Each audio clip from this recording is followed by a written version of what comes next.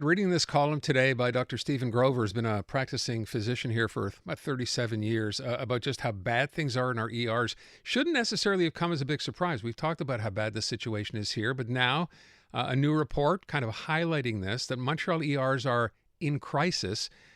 And Dr. Grover saying, you know what, the majority of problems are not the fault of the hospitals, but in fact on over centralized planning, or I guess more accurately, the lack of. So, Dr. Grover, first of all, thank you for being here today. As I said, you kind of have the experience here, looking from within. You saw this report as well. Was that what triggered you to go ahead and write this? No, to be honest with you, Aaron, one of the things that got me going was, number one, I work in the hospital. I know how long it takes patients to get up to a floor and get a bed if they're really, really sick.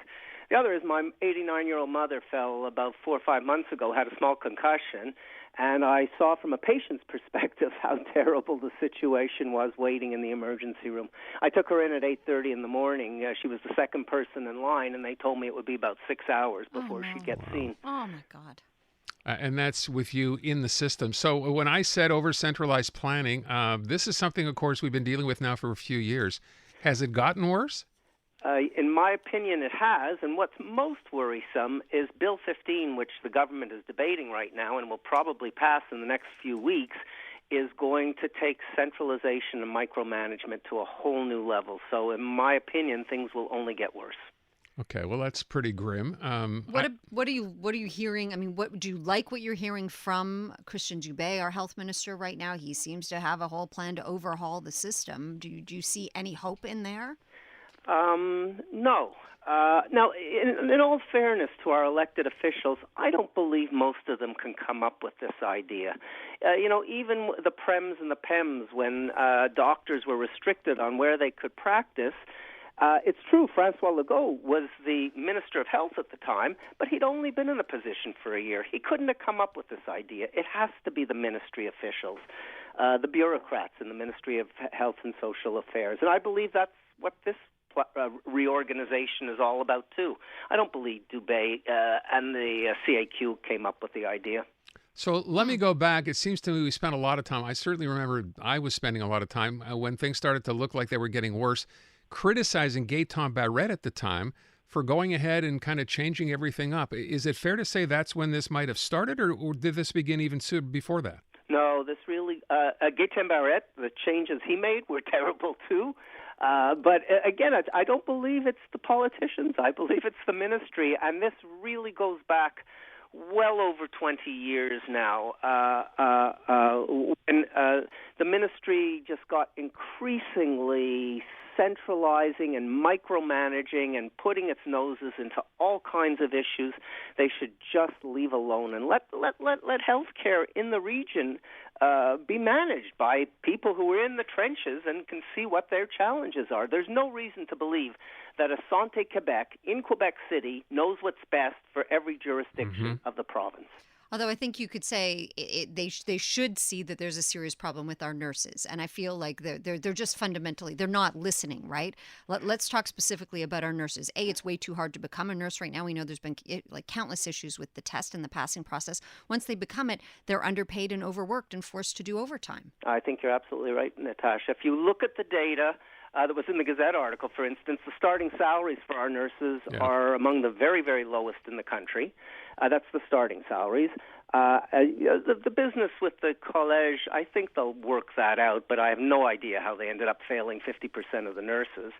And the compulsory overtime, well, that frankly goes back to Lucien Bouchard and their virage ambulatoire, where he basically encouraged a lot of senior healthcare professionals to take retirement. And then when they realized they had a nursing shortage, they started this mandatory overtime. But I believe it is going to come to an end just because it's not sustainable anymore.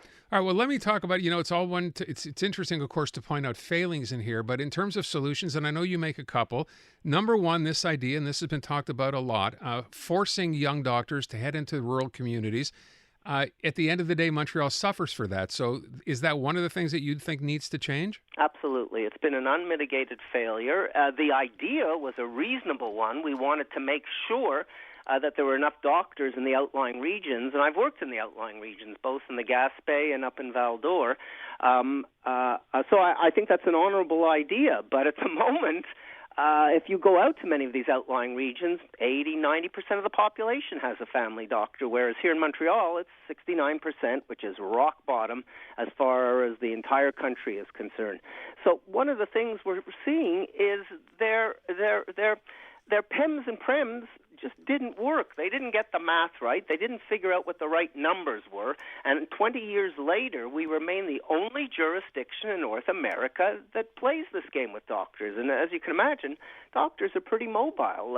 If you're not going to let them work where they want, they're going to just go somewhere else. And that's exactly what's happened. Of course. And how can you blame them? What about the situation in ERs, Dr. Grover? What needs to happen to alleviate that stress? Well, I think, first of all, the ERs aren't primarily to blame. When we did that little research study that got reported today, we found that out of 42,000 ambulatory visits last year at the MUHC to our emergency room, 12,000 of those people had a family doctor, but 30,000 didn't.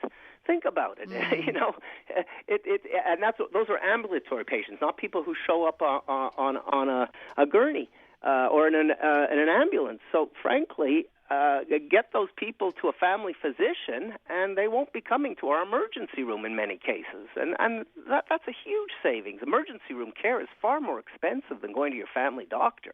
I'm going to ask you one last thing because we're running out of time here. This idea, again, I'd heard this talked about before. We have the highest number, I think, of doctors who work outside of the Medicare system correct, here, yeah. right? Why? Exactly the same reason. Well, there's two issues to it. Number one, the province allowed it early on.